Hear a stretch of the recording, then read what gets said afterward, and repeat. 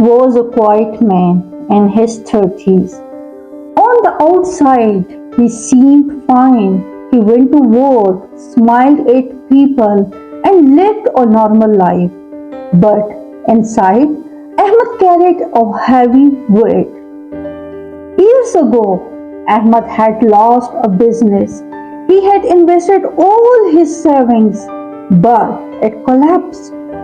Every day, he replayed the mistakes in his mind.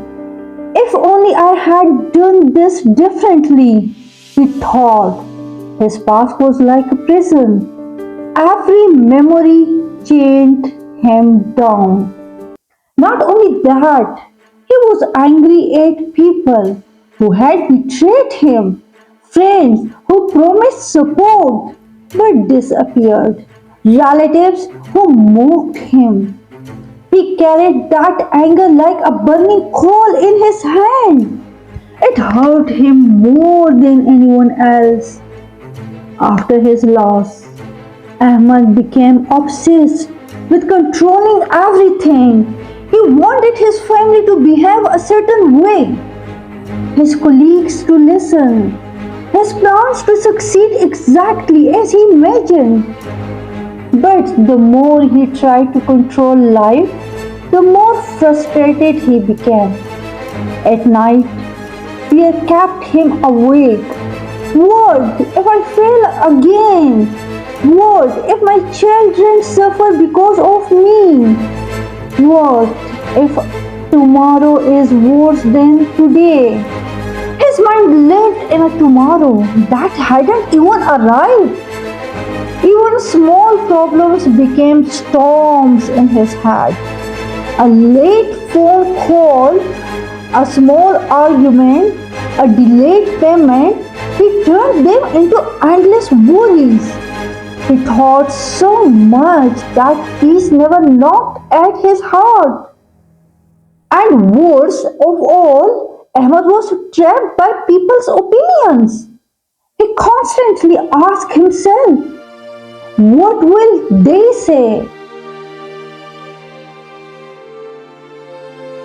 Will they laugh at me again? He let the voices of others control his happiness. The turning point. One evening, Ahmed sat in the mosque after Maghrib prayer. His heart was tired. He whispered a dua, Ya Allah, I can't carry this anymore. I leave it in your hands. That moment was his turning point. He realized the past was gone. No amount of thinking could change it. He decided to forgive those who wronged him. Not for them, but for his own heart. He stopped trying to control everything, reminding himself Allah is the best of planners. He began to focus only on today, leaving tomorrow in Allah's care. Whenever overthinking started, he told himself, if Allah can run the entire universe, surely He can handle my life. Slowly, the burden grew lighter. For the first time in years, Ahmed breathed deeply, as if his soul had been waiting for this release. The lesson. Ahmed's story teaches us true peace doesn't come from holding on, but from letting go, forgiving, trusting, and releasing fear.